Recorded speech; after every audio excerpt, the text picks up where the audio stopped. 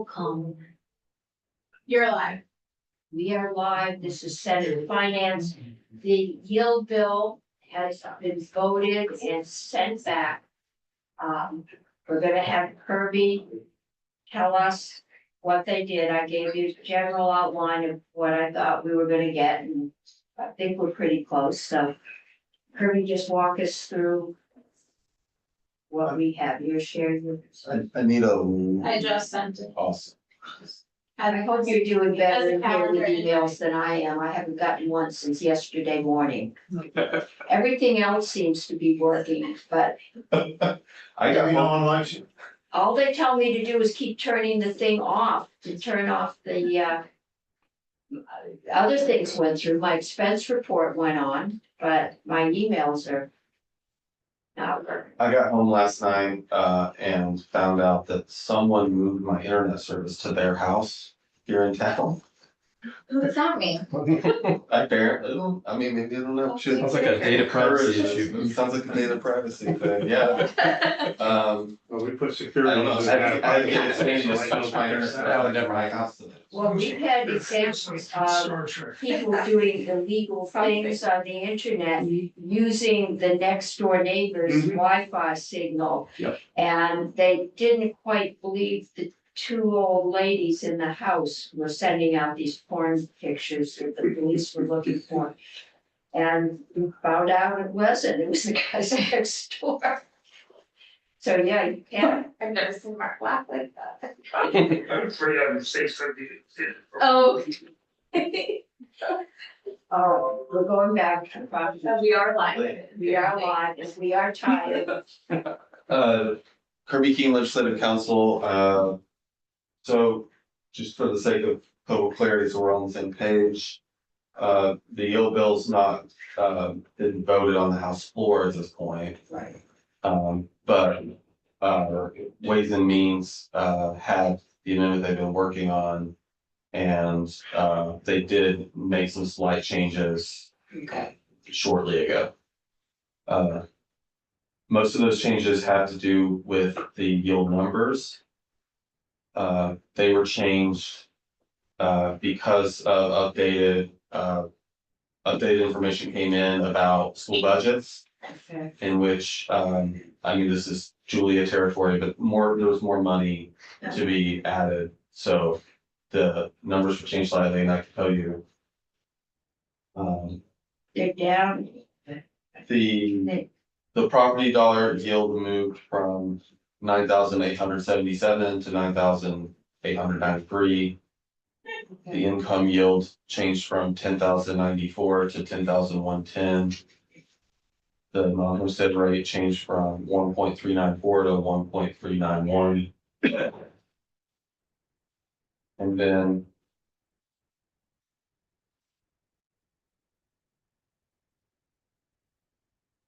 this subdivision 4 was actually, this is the, property tax credit increase for the year that the Senate had removed.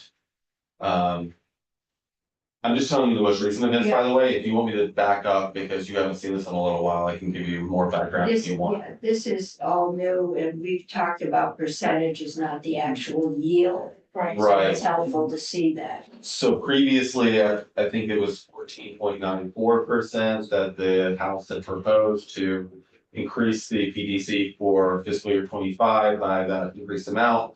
And previously that 14.94, whatever was paid for off the non-homestead rate.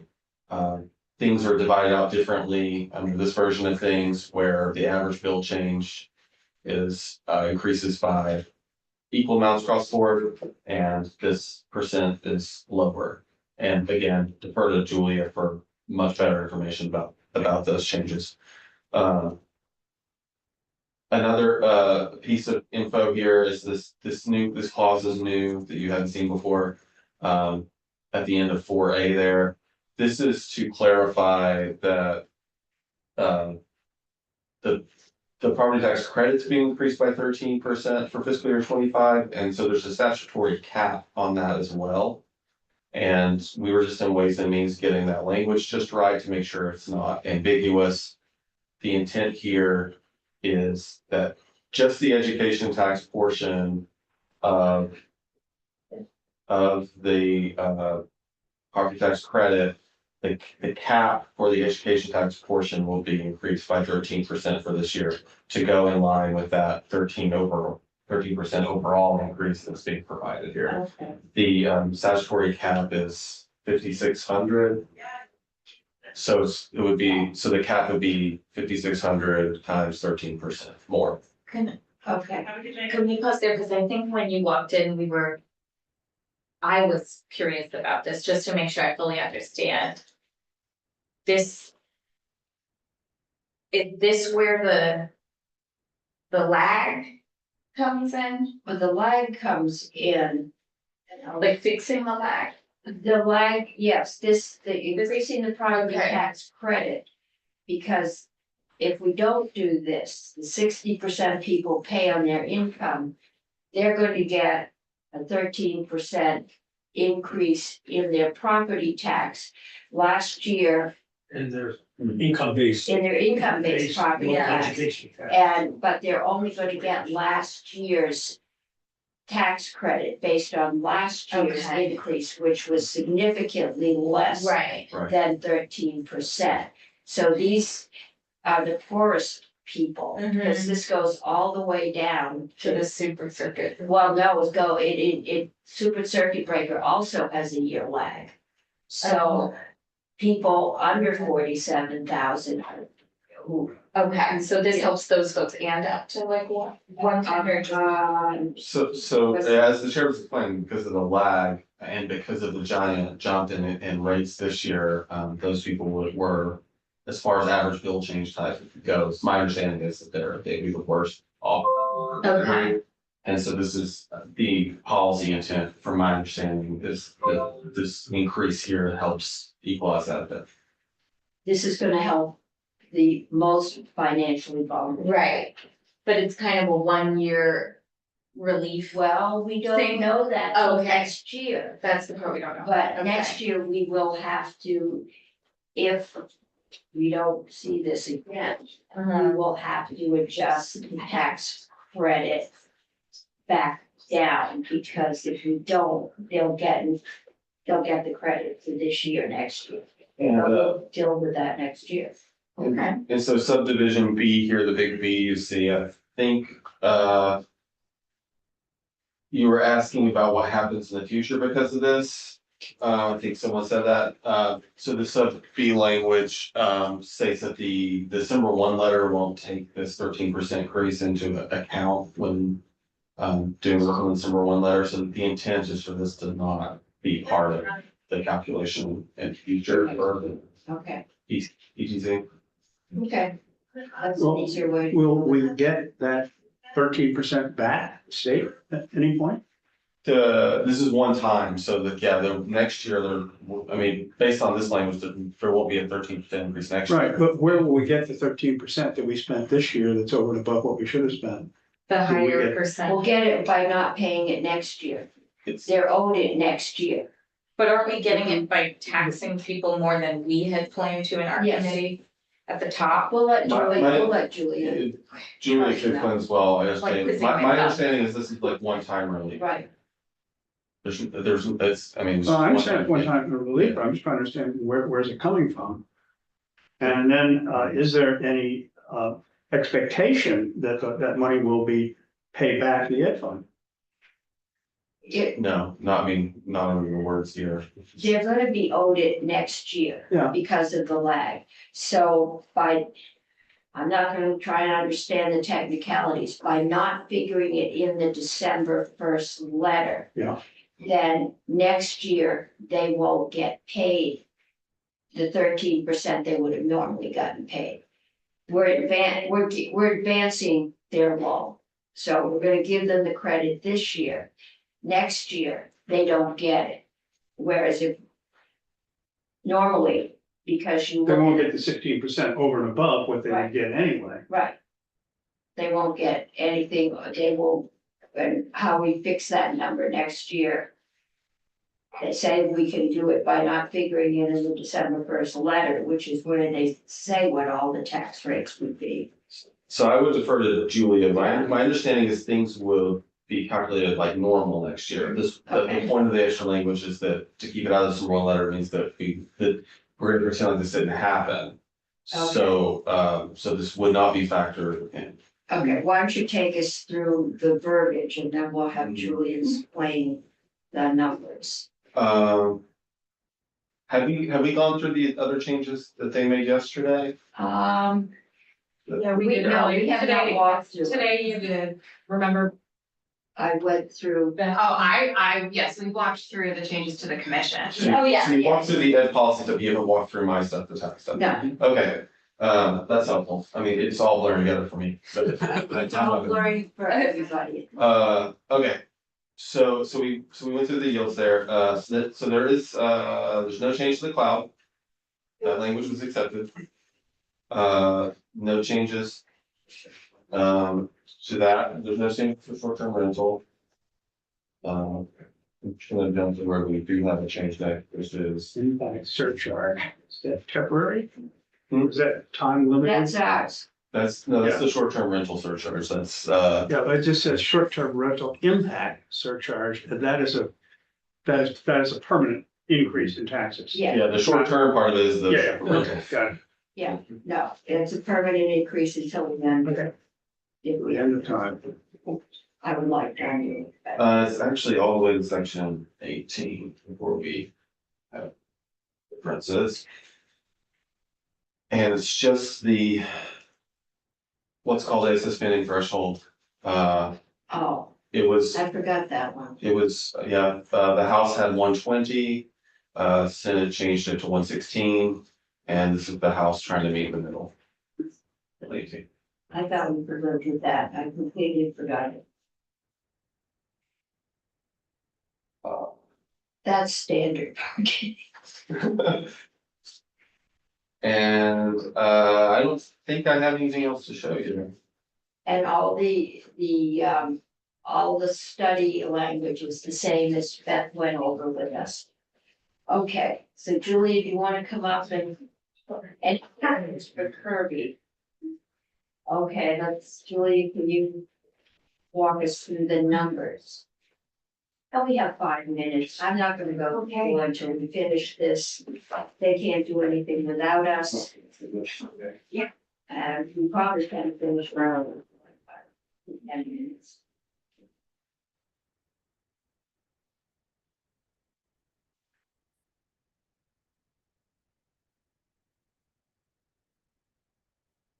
Okay. I'm Julia Richter with JFO. There is an education fund outlook that reflects the latest proposal of amendment. Would it be helpful if I share my screen and walk through the fiscal changes? Yes. And then if I could get a copy. Let me get it. We're just gonna reflect it on the floor, but, Okay, okay. so lots of columns here. Before zooming in, the reason there's a lot of columns is to help keep track of all of the different stages that we've walked through, all of these different columns. So most of this, the committee has already seen. The only new column here is the far right column, which reflects the latest iteration and proposal amendment. So as the chair mentioned, between this morning, you might have heard the 14.1% increase on the House side. Then there was another, data comes in, another data update, so $1 million down in terms of the education payment reflective of the budgets that have been rewarned and failed as of late. So that's what we're seeing here. In the education payment line, we're seeing that decrease of $1 million to reflect the latest data available. So we then, so this is the column reflecting the House proposal. Or I should say the amendment to be offered on the floor to the yield bill. And if you can blow that off, maybe. Sure. The last 2 columns of the, So this one is 10 AM. Kornheiser and Demerara are the 2 to offer the amendment. They've since withdrawn this amendment and just haven't updated the spreadsheet yet. This is the latest amendment to be offered. So what we're seeing here is the non-homestead rate here. That is outlined in the yield bill that you just walked through. The property dollar yield here and the income equivalent yield here. We see that those yields and non-homestead rate reflect a uniform average bill increase of approximately 13.8%. Based on our latest available data. Okay, because that says 901. Sorry, Where am I? Where's, so the uniform okay, bill there it increase, is. that's what we're looking at, 13.8. 13.8%. All right, We also see it up here in the little tagline. yeah, Also reflecting the increase of 13%. Which you see here, that's that 20.6 million. In additional to the property tax credit. Are we pausing or are we done? I'm happy to answer whatever questions that you might have. So I do want to make sure I understand Randy's question, which is I thought part of the reason that our 12.5 turned into 13.8 is so that we could help pay for the 13% relief yield lag thing. Exactly. Okay, I That's don't true. have my glasses So, on. yeah, so taking Okay. a step back, the Senate passed version of 887 had no increase to the property tax credit. Right. And then, as the committee was discussing, because the property tax credit is on a lag, that means that the property tax credit that is associated with this average bill increase of 12.5% or 14% or whatever percentage is not gonna show up until the following year's tax bill. So, so that's what we're seeing here in terms of that 20.6 that's being paid for by the yields going down and the non-homestead rate going up, moving from that 12. and that's in $1 million, right? Correct. Okay. I think it would be helpful if we had gone with ours. What kind of an increase would the people who pay on income have been hit with? They would have been hit with the full 12.5% plus 12.5. They would have been hit with the 12.5% plus whatever difference there is between last year's tax and what was the increase last year? So last year was an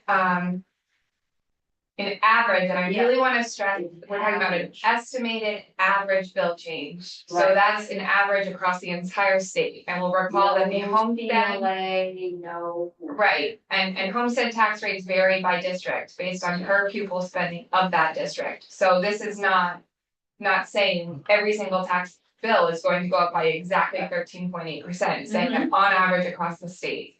Right. The estimate for the average bill increase in FY 24 was 4.3%. Okay, so they're gonna get a 14% increase and a 4%, so they would see the 12.5 plus 10. So the most vulnerable, financially vulnerable, would have been hit with the largest, it's much larger. So last year's bill went up 4%. Okay, and this year it's going up 13.8. And if we had kept it at 12, then the average person would have gotten credit for 4, so they would have had a 10% gap that they would have had to come up with the cash. And when you're making $35,000 a year, that's a lot of money to come up with. Okay. Yes, So I'm fine with all this, I'm ready to concur, I just, since the green light hasn't gone on yet, can I ask you a they're question waiting about that for last? us. Oh, they're Yes, waiting you for us? can ask questions. So let's say next year in a magical world where we come back and it's about looking at a uniform 4.3% increase. Does that mean that in next year, you know, we might actually reduce some of this, that we'd be able to reduce some of the PTC? No, not in your mind. No, so Probably gets said that. So that's because of the year lag, when we look at the cost of the property tax credit in fiscal year 25, that's actually this 158.3 million is reflecting the cost of FY 24's property tax credit. Okay. So there's always one more step, so to speak, so setting of the income yield at 10,110 in FY 25, the property tax credit associated with the setting of that yield will be showing up on FY 26 bills. Okay. So You a vote with a motion or? I would like a motion to concur, if that is the real Senator, you have a, No, I was saying, this is, as Senator Brock would say, this is complicated. And if we had Believe that Kirby, we might have that. What do you need? If we did not cut the yield, to continue to deal with this as a property It's point one. tax rate number, such as. I will also have- I said, right, so I it don't would be a heck of a lot, know. same thing, it'd be a heck of a lot easier to explain. yes, This it is would. like just a straw poll, I guess. At some point, Well, it didn't start in his body. suppose if they don't People got change it. tired of being blamed for raising the tax rate, so we raised the yield, it does the same. A recommendation. Because it is a different thing, people don't understand it, even though it performs the same task. They And which. Senator Brock is correct when he Yeah. says, people don't understand stuff, when we do the same thing using different vocabulary, I which need a people don't copy of understand. the Bill. Kirby, can you get me a print one? Good. That's just for the floor. We're gonna have to take one out to the floor to distribute. Senator We should Bray. start that now. If you're willing to entertain a motion to remove this, I know it's not a fixed target yet, but if it holds, the Senate Finance Committee recommend that we concur with the House proposal amendment 6.1 dated today. Thank you. Senator Bray has moved that we concur with the House proposal of amendment 6.1 dated today, which is what we just had in the presentation. Are we ready to vote? Are we having the Snickers war? Snickers one. Okay, are there any questions? The motion has been Tons of questions, concurred. but we don't have time to ask them. And We if will were take the upstairs, time. if we were upstairs, we'd be doing it in the corner, Yes, and we get the same results, and we wouldn't have it. we would have not had the nice comfortable chairs. Paperwork, so. Okay. I'm gonna call. All those in favor say aye. Aye. Opposed, say no. No. I'm seeing that as 610. Okay, I am reporting it. So as soon as I get a copy, I have a copy. It's, well, that's the sheet. But I need, Herbie, can you click on this printer? Or, yeah, I can print it, it's coming. okay, I just need a copy of the proposal. We adjourn, Madam Chair? We are adjourned. Wait,